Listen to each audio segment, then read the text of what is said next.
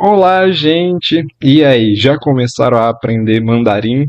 Bom, essa pergunta que a Alternativa vem fazendo essa semana.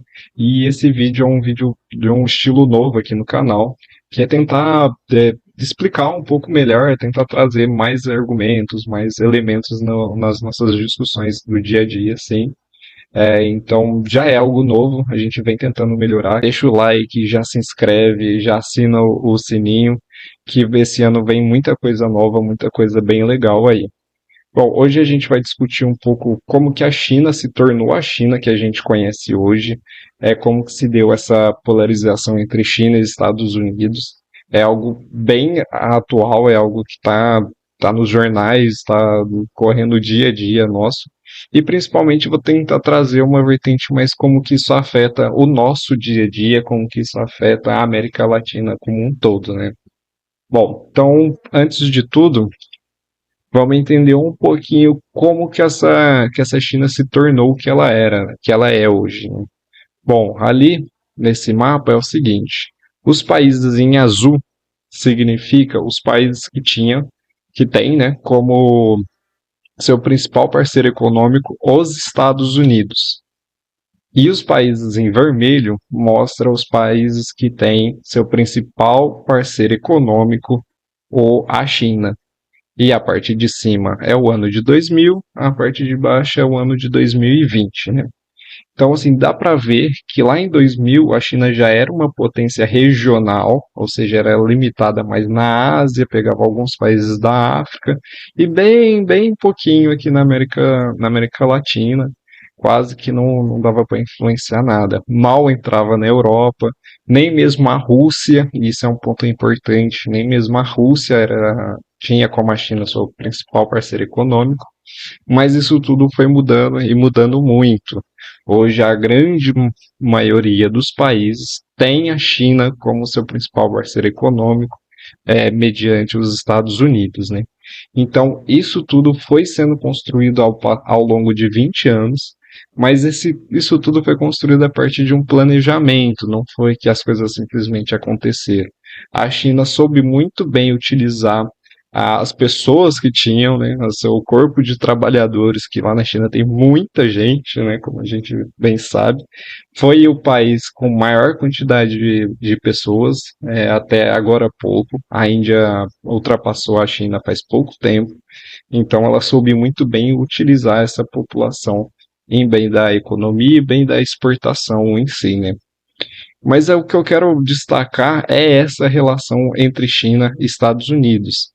A China ela tem um problema, tinha um problema muito sério, que apesar de ter uma produção muito alta, ela não conseguia desenvolver tanto o seu próprio material, seu tanto conteúdo. Algo que agora já não é mais assim. A China investiu muito dinheiro para capacitar a sua população, para capacitar o desenvolvimento de software, o desenvolvimento de inteligências artificiais, o desenvolvimento de pesquisa, investiu muito dinheiro nisso, em programa espacial, programa para tudo, assim, programa militar, que é algo que é bem delicado e também vai ter mais assuntos sobre isso aqui no nosso canal. Então, novamente, já se inscreve para acompanhar essa série de debates que a gente vai apresentar aqui. Então, a China já mostra ter sua autossuficiência em produtos em inteligência, né? Já tinha a sua indústria própria, ela já conseguia produzir para si e para exportar, como a gente viu na outra notícia. Então, isso mostra uma autossuficiência muito grande, que ela não depende nem de corpo capacitado no sentido de inteligência, de desenvolvimento, e nem do corpo operacional, que é o operário ali que vai produzir, que vai desenvolver. Tanto que os Estados Unidos, para tentar cercar a China, para tentar proteger o próprio mercado, né, os Estados Unidos que defende livre mercado para os outros e tudo mais, ele proibiu as empresas americanas de comprarem chips vindo da China, né, que era uma forma de cercear ou esse desenvolvimento chinês, vai ser o tamanho da preocupação dos Estados Unidos em relação a isso. Mas aí entra aquela questão que eu venho dizendo sobre, tá, tudo bem, Gabriel, mas o que isso atinge a gente aqui, né?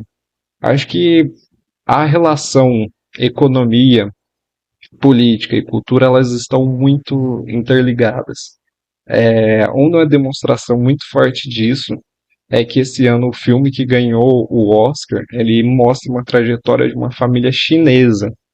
E não é por acaso. Esse tipo de acontecimento ela vai ser cada vez mais e mais frequente.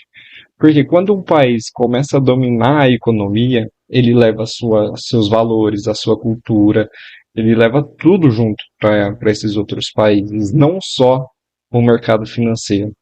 Então a gente que está muito acostumado aqui, que tinha como principal parceiro econômico, vivia sob a influência dos Estados Unidos, hoje já começa a consumir filmes vindo da China. E não só a China em si, mas conforme a China veio em desenvolvimento, a Ásia veio ganhando esse valor muito maior. Então a gente teve a onda do K-pop, a gente tem a onda do anime, a gente tem a onda do TikTok, que é produzido pela China. Então imagina essa transição de Estados Unidos para a China, a gente consegue perceber até pelas redes sociais. Lá atrás você tinha a hegemonia do Facebook, aí veio o Instagram, ainda dos Estados Unidos, mas quando começa a ser o TikTok, começa a ganhar espaço, a gente entende que a tecnologia chinesa vem avançando e vem ocupando todos os espaços de mercado.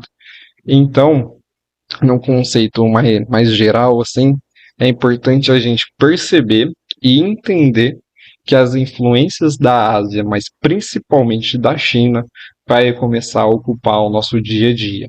Isso no nosso ouvido, no sentido de música, isso nos nossos olhos, no sentido de filmes, de teatro, isso no sentido de alimentação, a gente vai ter mais acessos à alimentação, né, natural de lá, de cultura asiática no sentido como um todo, né? Porque quando esse país exporta, aumenta seu mercado, ele leva a sua cultura também.